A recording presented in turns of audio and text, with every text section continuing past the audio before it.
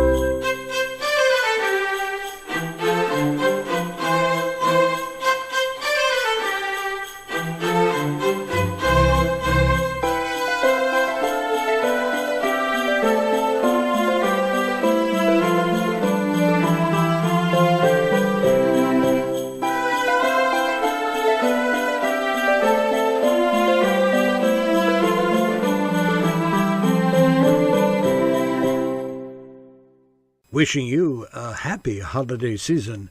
This is the American Lifestyle Network and Lifestyle Radio. Adopt US Kids presents Multiple Choice Parenting. Your daughter just had her first breakup. Do you A, put yourself in her shoes? How could he do this to you?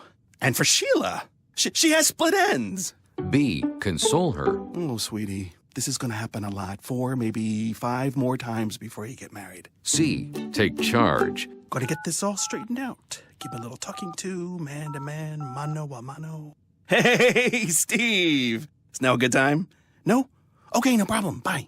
Or D, help her find a new boyfriend? I know a great place to meet boys.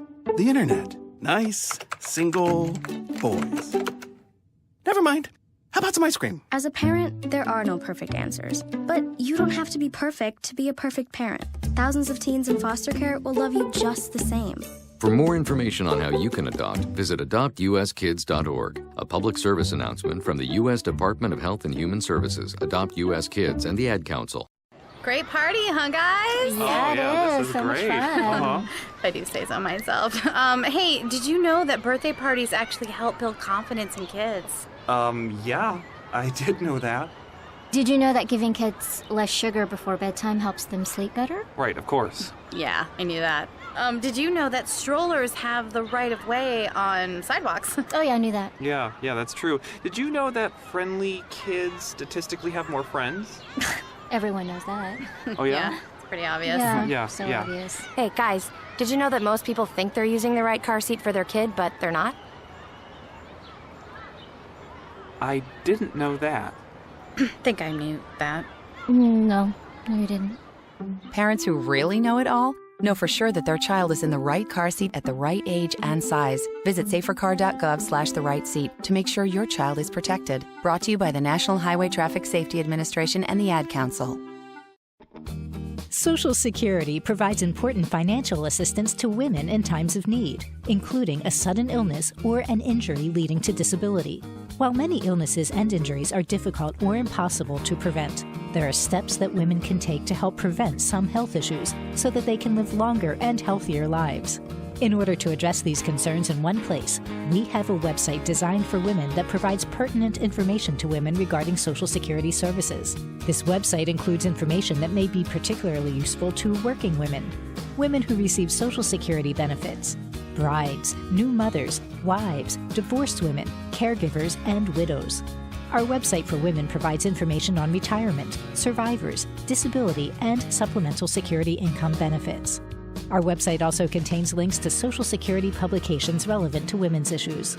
You can visit our website for women at www.socialsecurity.gov/people/women. You're listening to American Lifestyle Network Radio. Happy holidays from all of us at American Lifestyle Radio.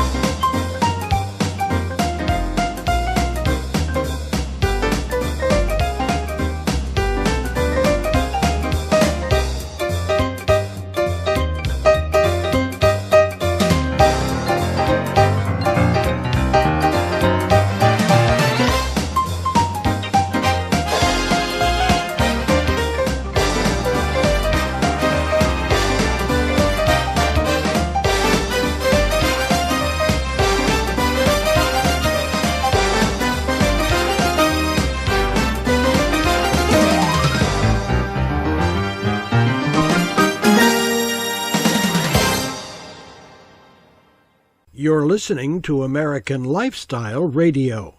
Coming up, we'll be taking you on a visit to a historical bed and breakfast in Port Gibson, Mississippi. My name is Ruth Rusey. I'm a retired teacher. I'm 91 years old, and this is how I live united. I say retired, but not really. Once a week, I read books to children as part of United Way's education program. Reading to a child creates links between language and literacy. It creates a bond between grown-up and child. And believe it or not, it prepares them for a better academic future. Oh, we read about frogs and flies and pigs with wings, all sorts of juicy stuff. It's a joy to watch all those little faces. I figure I have the time and they have the need. And I've always believed that if we're not here to help each other, then what are we here for really? My name is Ruth Rusey. I help kids prepare to succeed in school. So I don't just wear the shirt, I live it. Give, advocate, volunteer, Live United. Go to liveunited.org. Brought to you by United Way and the Ad Council. Take a look under your bed. Find stuff under there? What about jobs? No? Now try your basement. There's a pair of overalls that overall you're not so into anymore. A perfectly good laptop that hasn't sat in your lap in months. And even more stuff, but still no jobs? Well, you really have both. See, stuff is defined as household articles considered as a group. Sometimes this stuff is no longer needed. Wait, no longer needed? That can't be right. Because remember those jobs you were looking for? Those are really needed, and they're the stuff inside your stuff. Even inside that winter coat that moved with you to Phoenix. Our job is to unlock those jobs, and it starts when you donate your stuff to your local Goodwill. Here's how we do it. When you donate to Goodwill, we sell your stuff to provide job training for people right here in your community. So just by teaming up with Goodwill, you help create jobs. And isn't that worth parting with the leftover keytar from your 80s cover band? Goodwill. Donate stuff, create jobs. Find your nearest donation center at goodwill.org. A message from Goodwill and the Ad Council.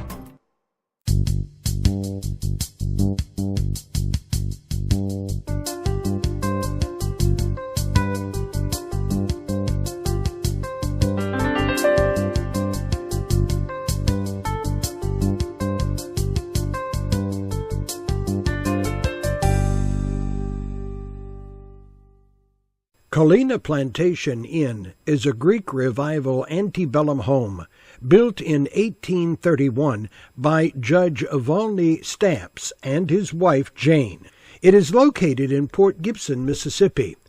Colina has 2 wings that were added to the home by owners of the home in 1880. One of these wings has bed and breakfast rooms.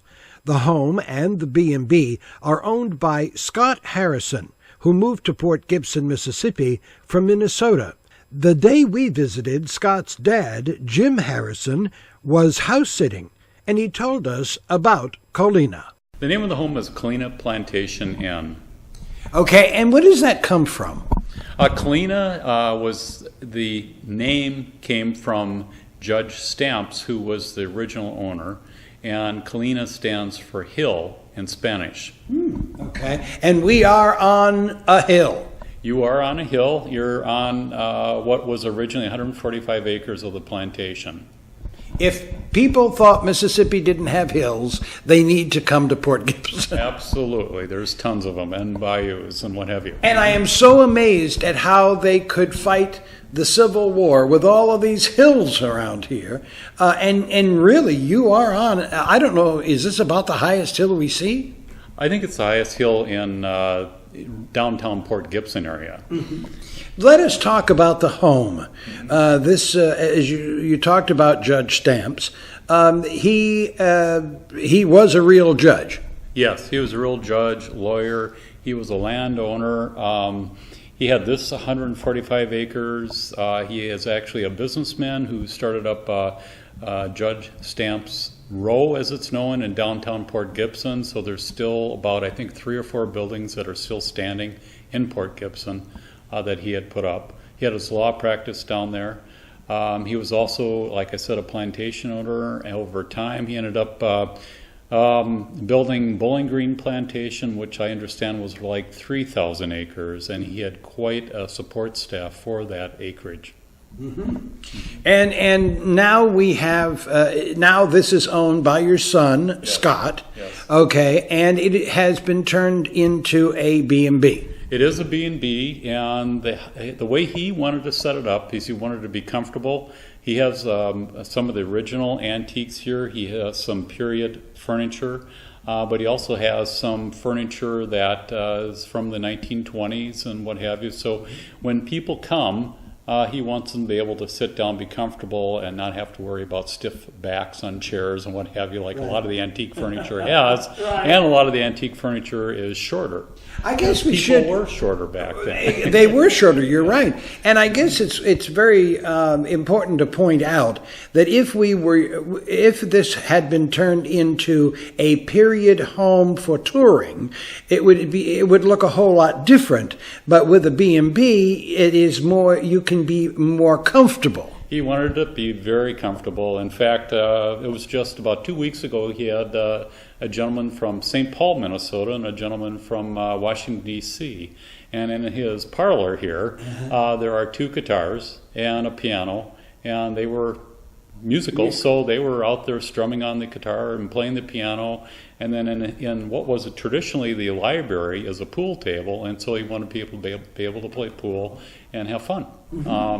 Also, on the side of the buildings here, there's the original croquet court and what's it called? Bocce ball? Bocce ball? And so he does have bocce ball and a croquet set that the croquet set's from London, so people are more than welcome to play croquet if they would so desire. I think it's very important to point out that a B&B is an experience. And this one is no exception. It is if you're coming in at 6 in the afternoon, you want to leave by 4 in the morning, go to a motel or a hotel. The B&B is designed for relaxation as well as a place to stay. Yes, and especially in a historical home, most people this day and age through research really prefer king-size beds and what have you. So that does become somewhat of a problem if somebody wants to experience a teaster bed, which is quite common down here. So Scott chose to do reproductions, not teaster beds, but reproductions as far as period furniture, but in king size to make it more comfortable for people. That's also to attract the older and the younger generation. The younger generation really favors the king-size bed type of situation. When you pull these sheets back, don't be surprised it looks like there's 8 mattresses there. That is a very thick mattress. Yeah. Again, it was for comfort, and he wanted people to enjoy the stay, have the comfort. He also had, through people that have stayed here, he's asked for feedback, and people would love to have easy chairs, so that's why the room you're in has 2 easy chairs. They're not really period, but they're similar to the time frame. And so all the modern conveniences are in the room, but he's tried to maintain the integrity of the house and what have you through that, and offer those conveniences to people, but yet not make it obvious when you first walk into the room. We are in the dining room. Yes, you're in the dining room that is original to the house, which had been built in 1833. And then the house has 2 additions on it, which were built in 1880. And that's because the gentleman that had the house in 1880 had 4 children. And so basically the way it was originally built, it had 1 bedroom. And so you're not going to get a man and a wife and 4 children in 1 bedroom. Although I'm sure they would have done it if they had to back then. But, And your window treatments are unique as well. All the window treatments here are supposed to be period window treatments of the time. Actually, the previous owner, to Scott, actually had those made, and she was quite a I'm not sure if it's an appropriate word, but seamstress, and did a beautiful job with them. And I guess Scott tries to stay in the period as much as possible without giving up the comfort. That's exactly right, and that's so important, especially for people. Again, through research, he's learned that people really would love to have the comfort, but the ambiance of this place is the home, and being back in the period, and so you're again sitting on 8.5 of the original 145 acres that Judge Stamps had. What's neat about this home is it has a circular a driveway in front. It's probably about a mile long altogether, but it was a circular drive that he had recently restored at the beginning of this year. But it originally was for carriages, and of course, back then carriages were very difficult to back up. So you need to have a one-way type of curb. Mm-hmm. And also in the front, there's original paved brick sidewalk going up to the front galley. They call them galleys, not porches here in the South, we found out.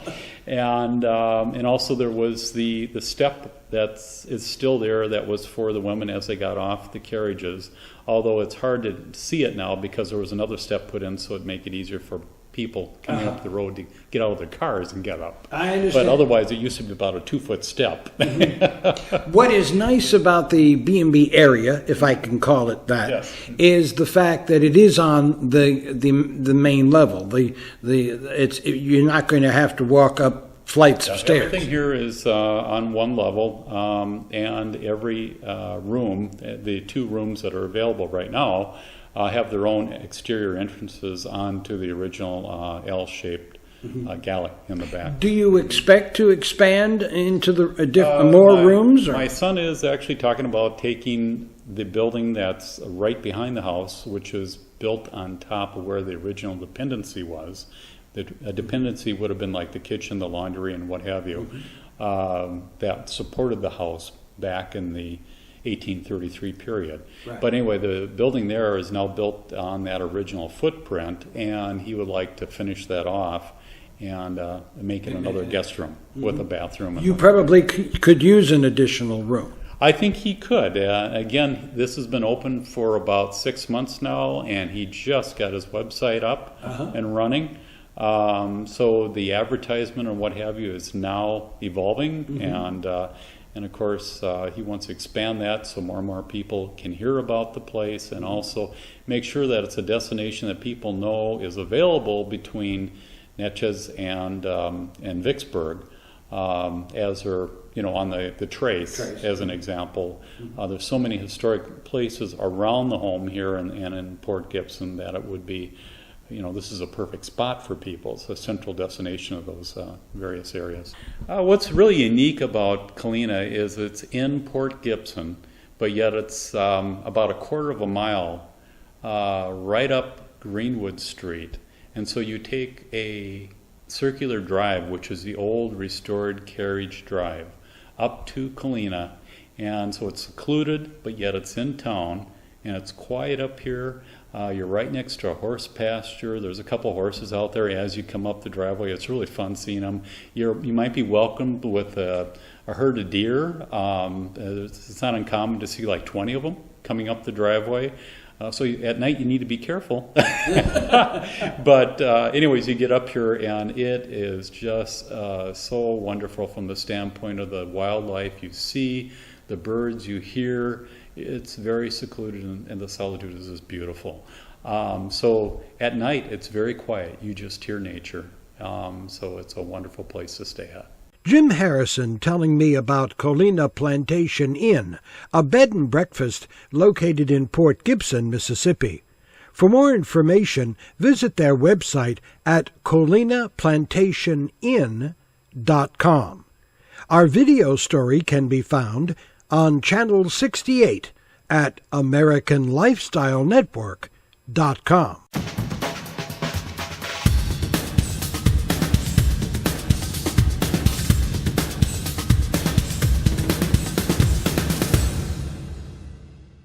Enjoy the holidays with American Lifestyle Radio. From all of us at American Lifestyle Radio, have a happy holiday season.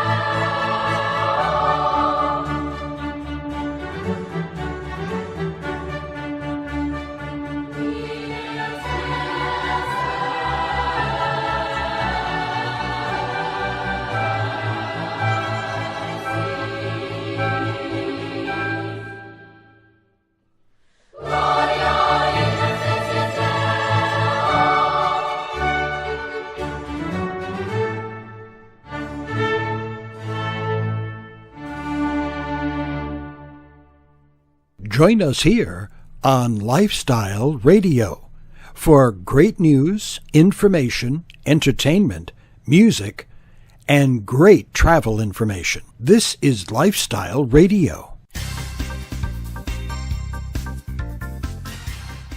Welcome to Consumer Science News and Notes, an informative program from experts on your health, home, family, food, and finances. Keep a pen and paper handy. During the program, we will let you know about websites you can visit for useful data and ideas. Many are surprised to learn they don't know as much about the Selective Service and the law as they thought they did.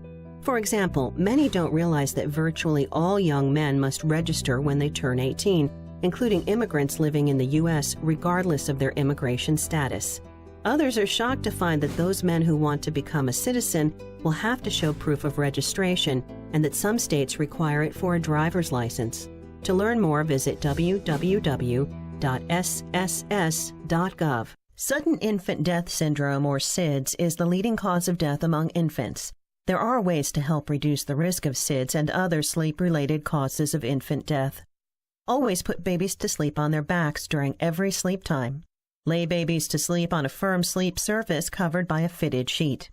Put babies to sleep in a separate sleep area in the same room next to where you sleep. To learn more, call 1-800-505-CRIB. If you'd like to help serve justice, a new educational opportunity may be for you. The Clinical Forensic Evaluation of Gunshot Wounds course, developed by renowned expert Dr. Bill Smock, can help law enforcement, nurses, and other justice and medical personnel recognize and preserve evidence on gunshot victims. The program includes a 24-hour online course and a 2-day lab at the Gallon College of Nursing's state-of-the-art simulation center in Kentucky. Learn more at gallencenterpd.com/forensic course. Mom and I have had many happy times together in this kitchen. Cooking is something she's always taken pleasure in, and I want her to be able to continue to enjoy preparing her own meals. However, older adults like Mom are at a high risk for cooking fire-related injuries and deaths. Unattended cooking is the leading cause of kitchen fires. If you have to leave, even for a short period of time, turn off the stove. Wear short, close-fitting, or tightly rolled sleeves when cooking. Loose clothing can catch fire on gas or electric stove elements. Keep the stovetop and oven clean and free of grease and oil. Keep all flammable material away from heating elements. Never use the stove or oven for heating a room. And don't forget smoke alarms. Their early warning gives you the opportunity to make a safe escape. Place alarms inside each bedroom, outside each sleeping area, and on every level of your home. Test once a month. Change the batteries at least once a year and replace the unit every 10 years. Remember, smoke alarms save lives. These safety tips have been brought to you by ESFI. While a traumatic brain injury is serious, knowing a few facts can help you protect yourself. It's caused by a head injury that disrupts normal brain function. Falls are the leading cause. Others include car accidents and sports injuries, particularly bicycling. The injury is seen most often in men, the very young, and the very old. Also, the death rate from brain injury for African Americans is 25% higher than for the overall population. One of the most serious problems with a head injury is what's known as talk and die syndrome. The head injury sufferer is able to walk, talk, and behave normally immediately after, and everyone thinks he or she is just fine. Later, the victim succumbs to the injury. All head injuries should be seen by a doctor immediately, and again if headaches, dizziness, sleep problems, or irritability develops. In addition, all concussion victims should take a complete break from mental as well as physical activity for a few days. You can learn more, including whether you might need a lawyer, from a free guide at accidentattorneys.org. Investors who take the time to check the credentials of a financial professional can greatly reduce the chance of falling victim to a fraudulent scheme. That's the word from the U.S. Commodity Futures Trading Commission. To help, the CFTC launched a new effort to protect consumers from financial fraud. Called CFTC Smart Check, the campaign includes a new website that offers investors access to quick, effective tools to help them check the background of financial professionals. To learn more, visit smartcheck.cftc.gov, prepared by the CFTC. If you're ever involved in an accident on the highway, try to avoid a particular hazard. In many cases, people are hurt or even killed after surviving the initial crash largely unscathed. There are 3 things you should remember so you're not one of them. First, stay in your car. According to the National Highway Traffic Safety Administration, about 16% of pedestrian traffic deaths occur on freeways. People who get out of their cars are killed and injured far more often than those who stay inside. Next, stay belted. Even people who do stay in the car but unbuckle their seatbelts are more easily and severely hurt by subsequent cars that pile into them. Finally, stay calm and connected. Don't panic and don't get into a discussion on the spot with another driver. Do try to signal the other drivers to get off the road to somewhere safe where you can exchange information and contact the police. To help, experts on safety at the Accident Attorneys Organization developed a safety checklist that you can download at accidentattorneys.org. Chances are you don't know how much money you'll need to live comfortably throughout your retirement. Research by the Insured Retirement Institute found barely half of all Americans nearing retirement age have even tried to calculate a savings goal. With National Retirement Planning Week nearing, experts recommend using this time to determine a goal and create a plan to get you there. Those with the plan are urged to review and update it. To help, resources are available online at retireonyourterms.org or contact a professional financial advisor. Your home, one of the biggest investments you'll ever make. A few easy electrical safety steps can help ensure your home is safe for your family. Keep the electrical panel accessible so you can quickly shut off power in an emergency. Always replace fuses or circuit breakers with the correct size and amperage, and label all circuits. Consider upgrading your breakers to state-of-the-art AFCIs. Look and listen for warning signs like outlets and switches that are warm or make crackling or buzzing sounds. Overloaded outlets can overheat and start a fire. Regularly check all cords, outlets, switches, and appliances for damage or wear. Use extension cords only temporarily. They're not intended to provide a permanent solution. Test ground fault circuit interrupters every month. And don't forget smoke alarms. Place them inside each bedroom, outside each sleeping area, and on every level. Test them monthly. Change batteries yearly and replace them every 10 years. Remember, smoke alarms save lives. These safety tips have been brought to you by ESFI.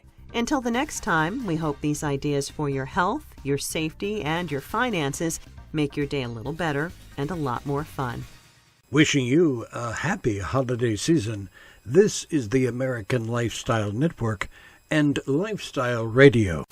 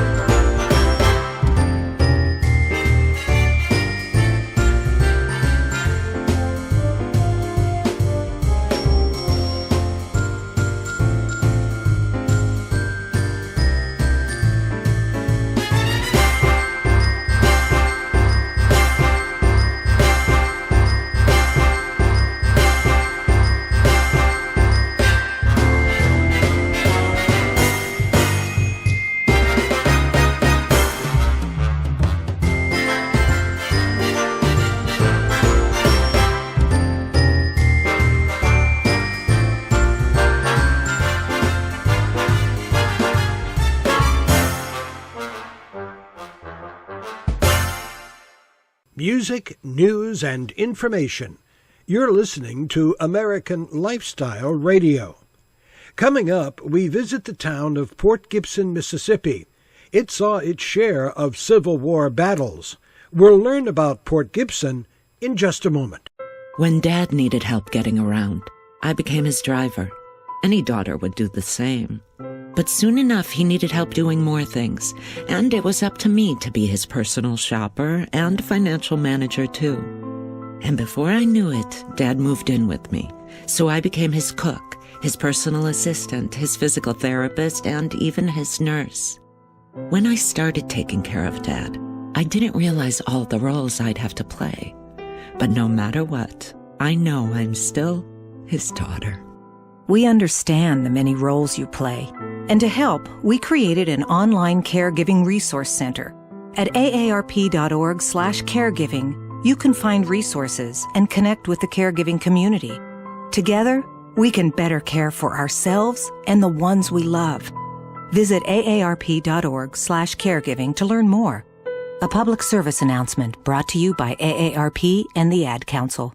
Welcome back to the Dog Show. Up next, we have Satchmo. Satchmo is a member of the Shelter Pet Group. That's right, a group known especially for their couch-snuggling, ball-chasing, face-licking, tail-wagging, backyard-hanging, and, of course, companionship. And what breed would you say Satchmo is? I'd have to go with maybe a lavish terrier-hound chihuahua-looking kind of mix. Tremendous dog. I'd also like to point out Satchmo's coloring, a white, gray, brown, black brindle, simply marvelous. You know, it's such a treat to watch a dog like this. Now, let's see him in action. Look how he makes eye contact with his person. That's actually known as the treat stare. How intuitive. And now he appears to be excitedly turning in circles. Ah, the happy dance, so common with this group. And finally, the loving face lick. It's great how he just gets in there and, well, licks. Fantastic. But really, the best way to know an amazing shelter pet like Satchmo is to meet one. Visit theshelterpetproject.org today. Adopt. Brought to you by Maddie's Fund, the Humane Society of the United States, and the Ad Council.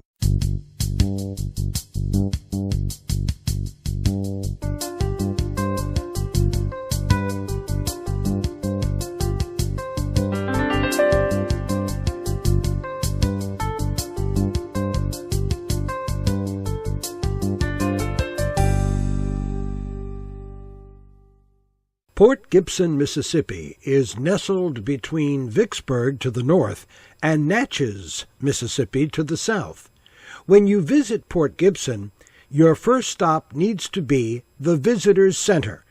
Judy Scruggs, longtime Visitor Center guide, spoke with me about Port Gibson. Port Gibson is the third oldest incorporated town in the state of Mississippi. It was founded by Samuel Gibson. He had several brothers that came to this area. One was Tobias Gibson that started the Methodist Church, especially the ones around the Vicksburg area. Samuel settled this area.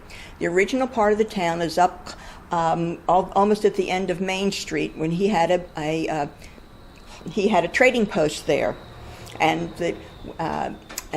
certain times of the year, the river, the Bayou Pierre, was navigable, so barges could come up and go down and take wares down out to the river and up and down the Mississippi River. And then he had a house out there too. And when that home burned, he built the house that you're standing in now. This is his second home, built about 1805, according to Archives and History. And then I apologize, this is his third home. His second home, a larger wood frame home, also burned. And then he built this home. And it has 4 rooms, 2 here, 2 upstairs, with an outdoor staircase. Because at one time, it was taxable if you had doors on rooms, and they even staircases, and so they were considered rooms and therefore taxable. So. Wow. And now we should point out that at that time, during that time, fires it could easily be done because of the situation. Indoor cooking and some outdoor cooking. We have an original outbuilding here with us also. Archives and History said they thought it was either an office for Samuel Gibson or a weaving room because there's no signs of cooking, no smoke of any kind in that building. So that's another reason why. You know, when people stop into a visitor center, they're looking for information. You got tons and tons of brochures and rack cards and so forth. But boy, boy, it's really nice when the person behind the desks can tell you about things you should not miss, because many people who do come in maybe don't have as much time as they'd like to spend, so they want to see the highlights. If I was somebody coming in, tell me the highlights of Port Gibson. I think driving down the main street itself is very interesting. Most of the homes and churches on what we call Church Street now, it used to be called Cotton Street, but now it is Church Street, are listed on the National Register of Historic Places, either because they're architecturally unique or antebellum. This was the first multi-resource district ever listed on the National Register. We have two magnificent churches, one St. Joseph's Catholic Church, the oldest one in town, built in 1849, that is unlocked for tour most of the time, and then the famous pink color Presbyterian Church, the one that's world known for the 10-foot gold hand that sits on top of it. That church has the chandeliers from the steamboat Robert E. Lee and the original slave gallery across the back of it. The Catholic Church is known for its magnificent hand-carved communion rail in it, done by a 17-year-old boy, Daniel Foley. He also carved the original wooden hand on top of the Presbyterian Church. That hand, unfortunately, was damaged by lightning strikes, woodpeckers, and wood rot. And so about 1900, I believe it was, a metal hand went up, almost in the same shape, I was told. I'm not sure, wasn't here in 1900. So anyway, but that metal hand is up, and it was brought down in 1990 and restored and re-gilded and put back up again. So we have some wonderful churches here that you can visit. All the homes and churches have green signs in front of them, and that'll give you a brief history of them and their importance in our community. I am glad you mentioned how big that hand is, because from the street level, you can't really tell how large it is. Well, my understanding is the hand is 10 foot 4 inches tall, and the index finger is 5 foot tall.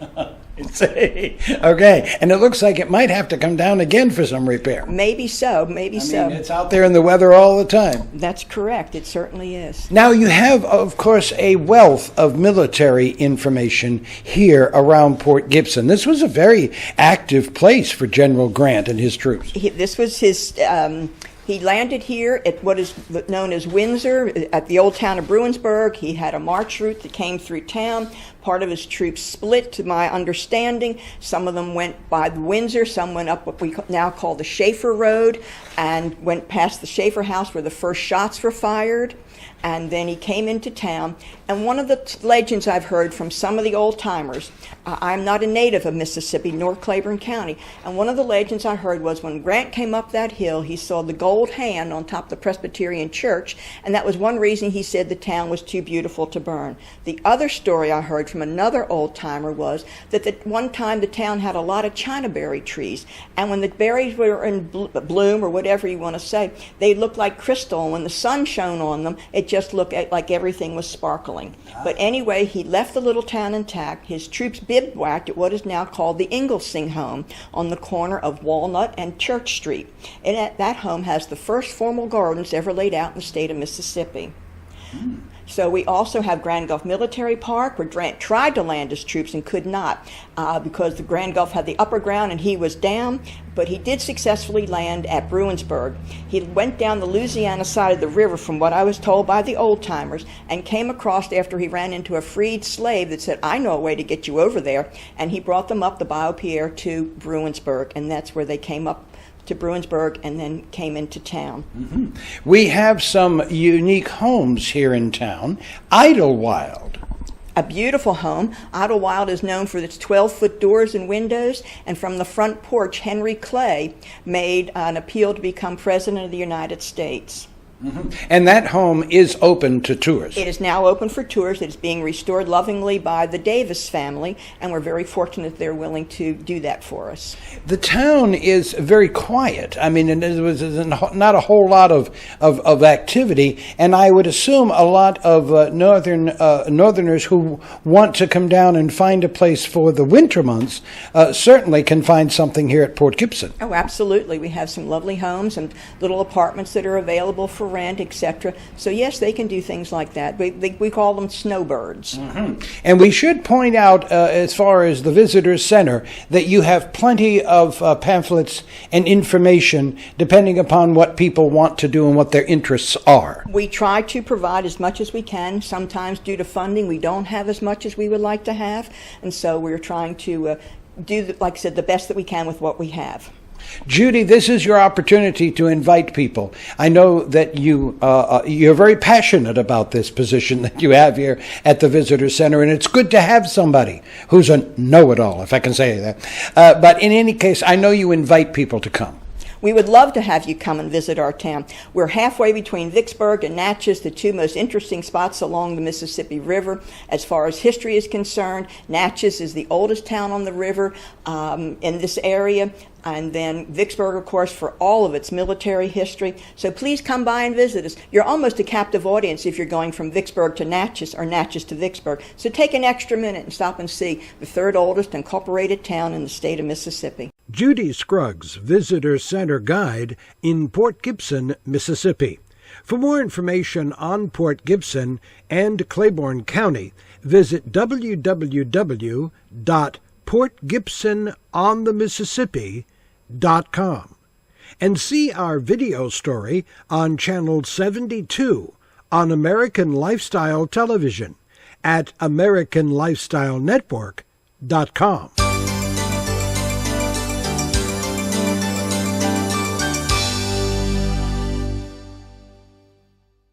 You're listening to American Lifestyle Network Radio.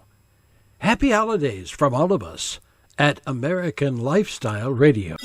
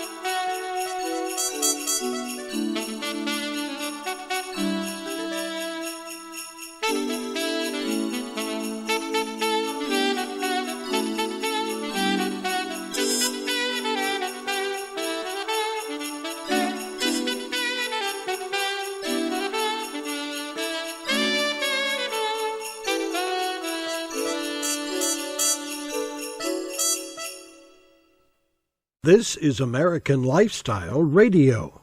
Coming up, the town of Port Gibson, Mississippi, has a most unusual church. The light in the church is a blue color. Is it divine intervention? This story coming up. Adopt US Kids presents Multiple Choice Parenting. You've accidentally cut your daughter's bangs unevenly. Do you A, line things up a centimeter from her hairline?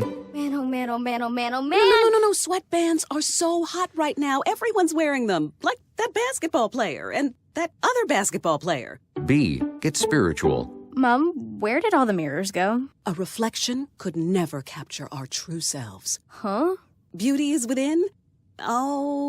C, look on the bright side. Less time blow drying, more time texting. Or D, show empathy.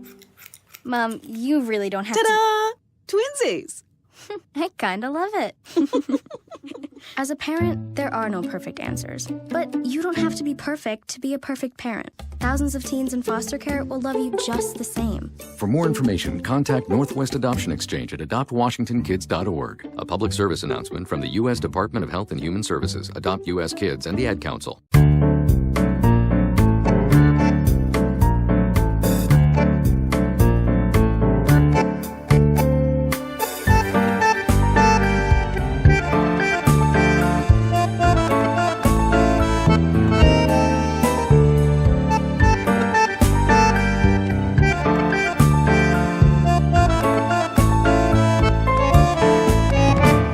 St. Joseph's Catholic Church in Port Gibson, Mississippi, was built to stop a nagging wife from asking her husband's friends for donations. More on this story from the church's tour guide, Emma Chrysler. You're in St. Joseph's Catholic Church in Port Gibson, Mississippi. You are on Church Street, which is actually Highway 61. Let us talk about this church. It's very unique. Tell us the history. Remember that this is southwest Mississippi. It's the oldest part of the state. Keep in mind that Natchez is older than New Orleans. And so this country was opened up pretty early, and people came in here. And Catholics were among them. But there was no church. So you have a family whose name is Bowie, and you may be familiar with the Bowie knife. This is the same family. Elvie Bowie Moore was the daughter of Reason Bowie, who was the brother of Jim Bowie, who fought at the Alamo. I'm sure he had a Bowie knife on him when he died. Yeah. So there was no church. Her husband was not Catholic, and so she was on the plantation. I think it was Fairview, and she wanted a church. And the only way to get it was to go around and ask people for the money, because she did not have a lot of money herself. And so she did this, and her husband got sick of it. And so he told her, if you will leave my friends alone, I will build you a church. And this is the church, St. Joseph's. Okay, it was built before the Civil War. The Foleys were involved with building it, the family, the daddy, and then the son was here helping him, mainly with the altar, that's what we say.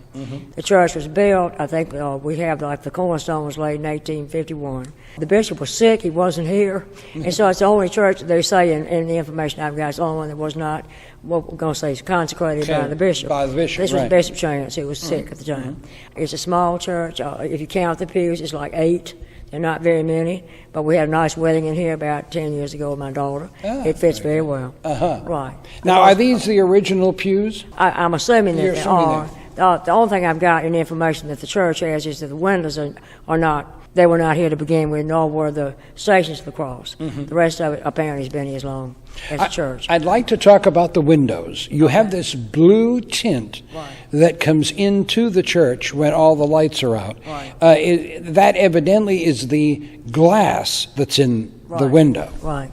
But you also have at the top of every window, notice you've got a colored cross, and there are different colors, and if you're in here at different times, particularly in the afternoon, it's like somebody's here, the Lord is here, and you got like a red cross right here, or a green cross over there. It's like there's something special here, no doubt about it. Do you think they thought of that, or did they just think of putting a colored glass in? I think the colored glass, they liked it, and so they put it in. I'll tell you one thing, this one over here has got some of the glass missing, and when it's a really bad day and the wind is blowing really hard, I look up there to see if the sky is still out there, or if it's black as night, because you can't tell the rest of the windows. You really can't. They're a frosted window, and evidently that blue is inside that glass. You know more about it than I do. I would assume. Yeah, right. I would assume now, that. The windows used to open, of course, before you had air conditioning. I've seen them open, but you also come in with all the pollen and the little bugs that are flying through, so you can't do that much anymore. Right.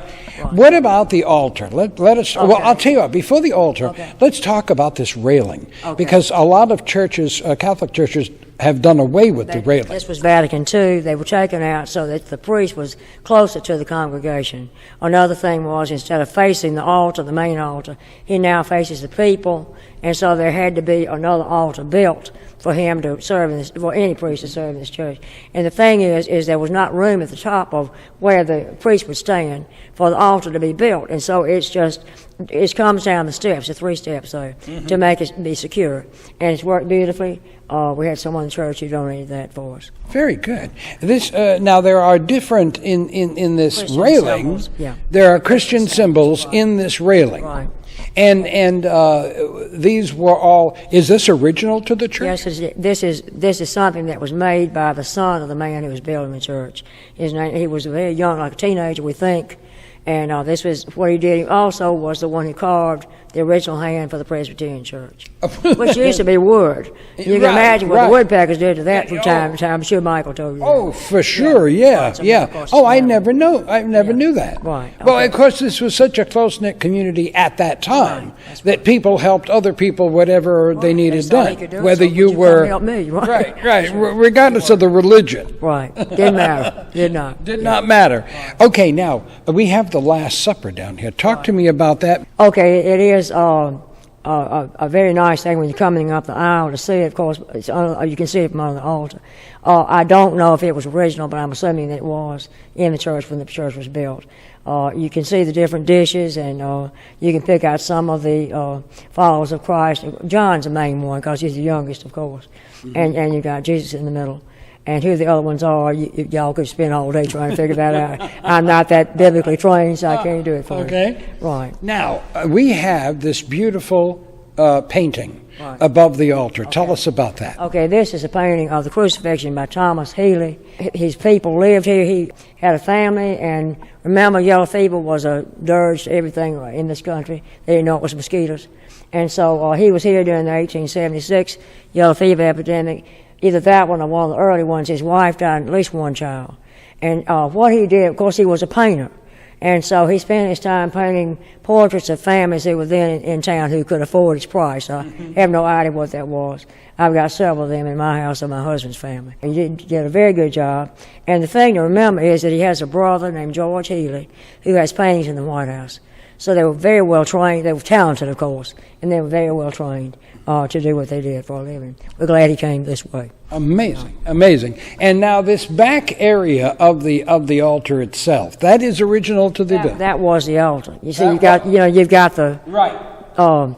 Can't even think what you call it now. Anyway, that tabernacle. There you go. Thank you. Okay. Thank you for. I just remembered that. Okay, the tabernacle and all that, right. and of course you have the pillars that go up. And take a look up there too. You don't forget about it. You got an anchor. You got the chalice. You've also got a cross.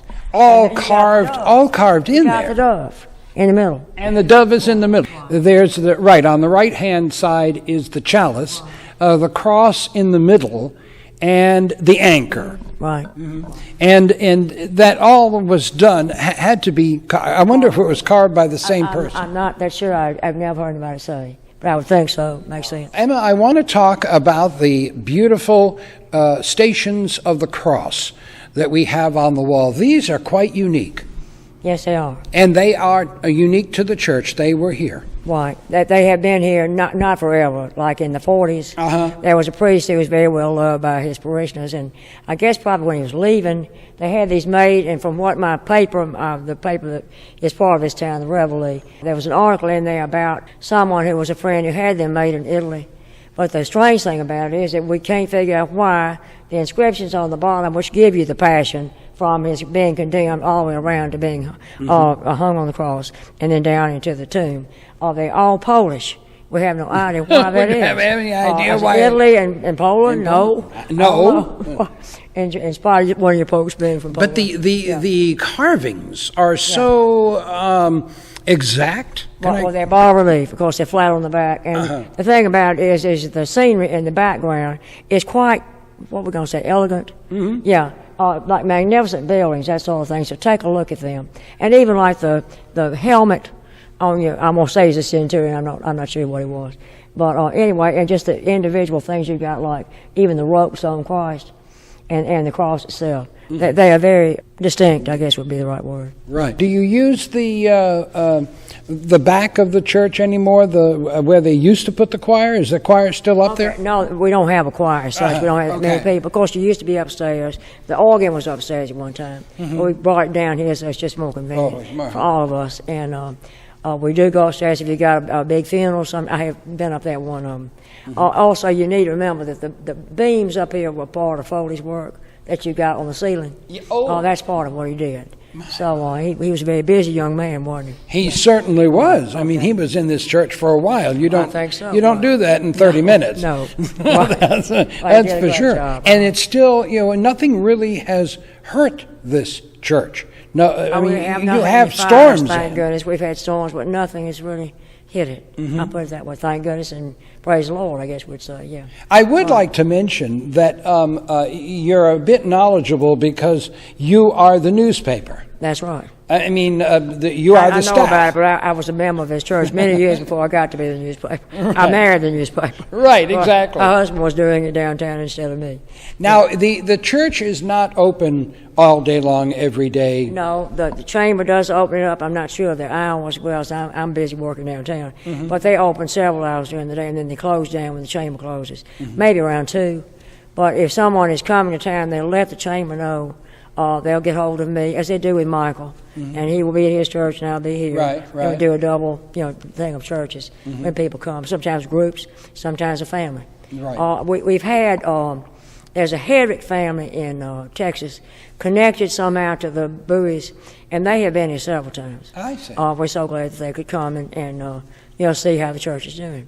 Yeah. Emma, thank you so much for your knowledge of the church. Sure. And I know you invite anyone who is coming to Port Gibson or maybe traveling from Vicksburg to Natchez or vice versa to stop in and see what you got and stop at the chamber because they will arrange to get you in the church. That's where it goes. Emma Chrysler, the tour guide at St. Joseph's Catholic Church in Port Gibson, Mississippi.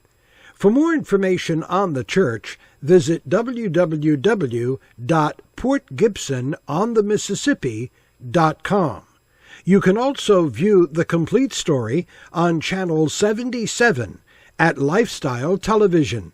Just visit www.americanlifestylenetwork.com.